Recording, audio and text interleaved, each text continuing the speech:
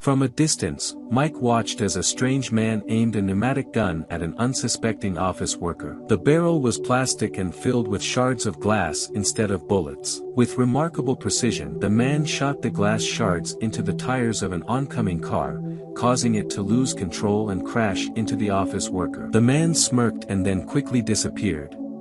Today we will learn about Mike, a professional hitman working for an assassin organization led by Big Ray, a retired veteran assassin. Mike is the best assassin in the guild, and his preferred method of assassination is quite unique. He is a big, bearded man with a hot temper, and his frenzied approach to assassination is no longer popular with customers.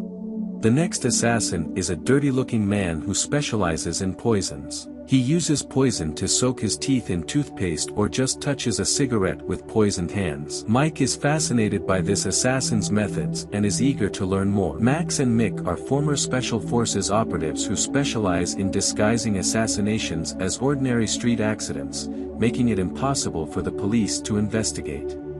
Jane is a female assassin with remarkable katana skills, while Fred is an old man with a sophisticated assassination method. He once assassinated an entire team with a gas. Enter Milton, an important link in the assassin organization. He is responsible for taking requests from customers and assigning jobs to assassins based on their requirements. He also manages the money, as Mike is the best assassin and receives a lot of assassination missions. One such mission was to kill a drunk office man. Mike had sneaked into the house and the drunk man saw the watch and tried to climb on the chair and take it down. Mike predicted his every move until the drunk man stood up on the chair, at which point Mike used a rope to choke him from behind.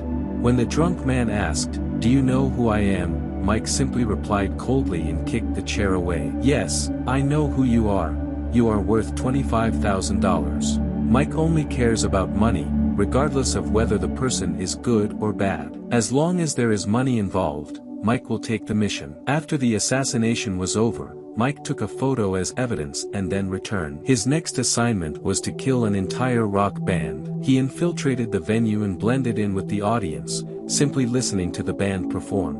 During their last show, Mike noticed that the band's power supply line was exposed, so he flipped a glass of water onto the power supply, electrocuting the band. The audience was bewildered and didn't know what was happening.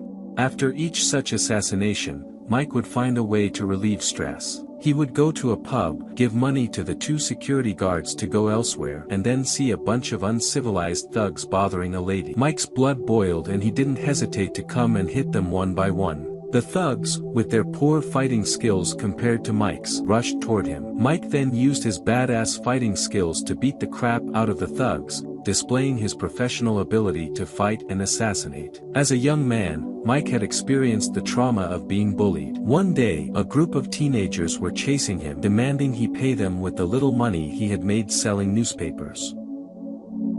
Then, one day, Mike caught a middle-aged man breaking into a house carrying a gas cylinder. He was certainly not a gas employee. Seconds after the man entered the house, it exploded. The man emerged unscathed, and Mike followed him for weeks, eventually discovering he was an assassin who received money for his services. Mike found the man, Big Ray, and forced him to teach him his skills. He said he was bullied too much and wanted to kill the leader, but didn't want to go to jail. Seeing Mike's determination and stealth skills, Big Ray knew it was only a matter of time before Mike became a professional assassin. He suggested Mike could kill the other guy by accident. Mike then snuck into the house when the guy wasn't there, stuck a piece of money on the antenna and hid in the blankets. Little did he know that this would be the start of his career as a professional assassin. Without a doubt, Mike returned and climbed up the railing to reach for the bill. When Mike jumped out of the blankets and pushed him down, causing him to fall, he was overjoyed. However, his assassination skills were still too amateur level. Big Ray below had captured the shot of him pushing the guy, and Mike knew he had to practice more if he wanted to become as badass as Big Ray. Big Ray then taught him all his skills, from gun blazing to staging an assassination that looks like an accident to defense skills. Everything was taught by Big Ray as if he was Mike's father for such a long time. Eventually, Mike became a top-class assassin in the organization.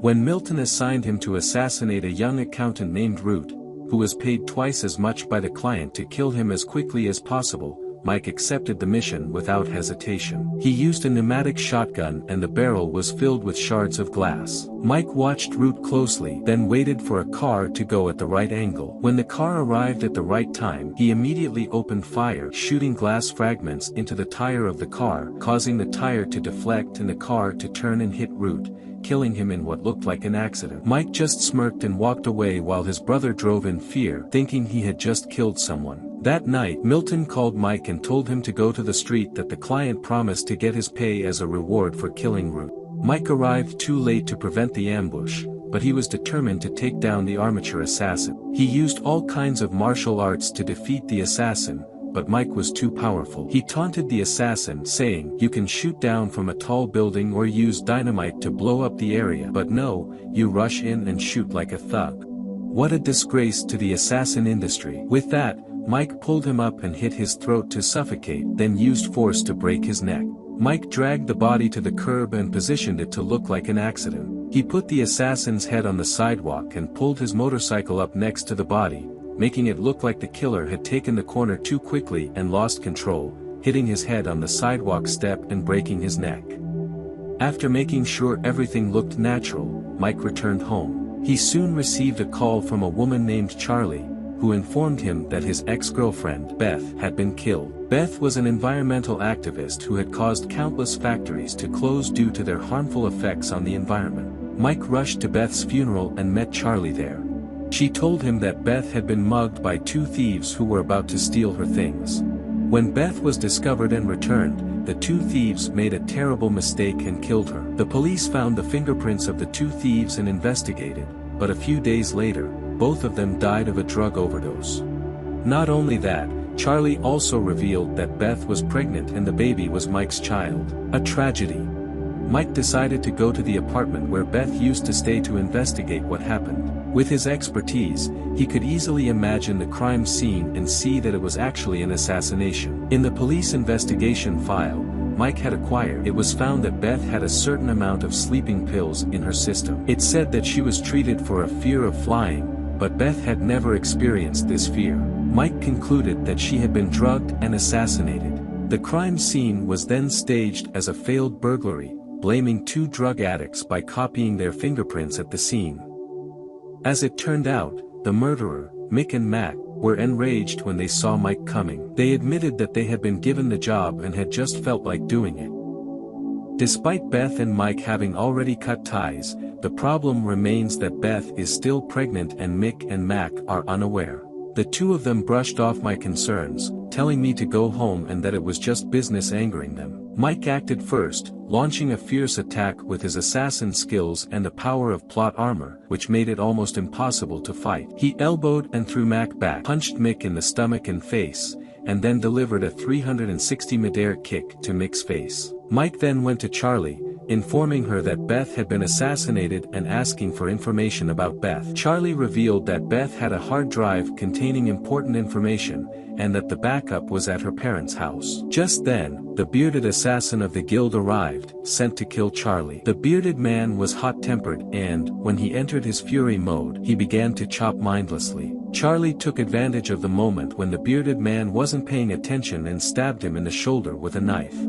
However, the man used his raw strength to counterattack and was about to stab Mike with the knife when he fell on an axe, resulting in fatal injuries. Before he died, the bearded man revealed that Milton had sent him to kill Charlie. Mike heard this and told Charlie to go to Beth's parents' house to get the documents and then call him. Meanwhile, Mike went to Milton's place to force him to tell who was behind the request of Charlie and Beth's assassination. He said it was an accountant named Kent. After learning this information, Mike arranged to meet Charlie again. When Charlie had obtained Beth's documents, he told Mike that Beth, being an environmentalist, had gone after an Indian oil company called Van Cap. The company was originally not going to be allowed to drill for oil, but the director had bribed the government to give him the right to drill in the sea. Beth was informed by an accountant in that Van Cap company, the accountant named Root. It was this accountant that Mike got rid of, and he had a colleague named Kent. Kent had heard the news that someone was bringing a bribe to Beth, the company director, and he was determined to find the killer and eliminate them. He contacted Milton to find a suitable assassin and recorded the entire conversation. Just then, Mick and Mac, two of Big Ray's henchmen, burst in and ordered the team of assassins to take out Mike. Mick and Mac opened fire, but Mike quickly transformed into Ronaldo and kicked the grenade back. The explosion stunned the two, giving Mike the opportunity to take control of Mac's gun. However, Mick accidentally shot Mac while Mike used his body as a shield. Mike then sprayed Mac with a fire extinguisher and knocked him out. The poison assassin had been lying in wait and ambushed Mike. He attempted to cover Mike's nose with a poison towel, but Mike was prepared and held his breath. The killer tried to stab Mike with a knife, but Mike stabbed him with his own knife and pushed him down the stairs. Finally, Mike met Fred and easily picked off the assassin with the tools in his pocket. Mike punched him, knocking him out cold. Casually, he plucked a poison bandage from Fred's pocket and left. He then headed to the director of the Van Cap Company, where he encountered a female assassin who specialized in katana. Big Ray had sent her to protect the old director. At first, it was a difficult battle, as the female assassin was incredibly agile and her skill was on par with Mike's. However, her weaker strength meant that Mike was able to knock her over with a single shove through the door. The director held a katana and threw it to the female assassin with her strong sword. The assassin slashed madly, but Mike managed to dodge each attack with ease. He then grabbed a suitcase, only to have it sliced in two. In a moment of carelessness, the female assassin left herself open and Mike seized the opportunity to steal the sword and stab her with it. He then went to the director and tried to bribe him with money, but Mike refused. In a fit of rage, Mike then decapitated the Indian guy and returned to Big Ray. He played the recording in the video, and Big Ray was filled with rage. They learned that Ken had followed the director's orders, hiring Milton to eliminate 3 people: his accountant brother, Root, Mike's ex-lover, Beth, and finally, Charlie. In the terms he gave, he wanted a single assassin to eliminate the other 3, and then he would pay 3 times the money. As a result, the money-hungry Milton assigned Mike to kill his brother Root first. But knowing Mike would not kill Beth, he sent a young assassin to kill Mike and then assigned the job of killing Beth and Charlie to the others. Wow, what a cunning move. Hire a bunch of lesser experienced assassins to kill a professional one and then murder his wife. Did Milton think this would end? After everything was revealed, Milton was beaten and bruised by Big Ray. Serve him right. Mike then passed him the poison bandage, but Milton didn't know, and a few minutes later he was dead. Everything was clear. Even though Big Ray knew the truth, he was also very angry because Mike had made the assassin organization destroyed by the assassin he had raided. In the end, he let Mike go but cut all ties with him.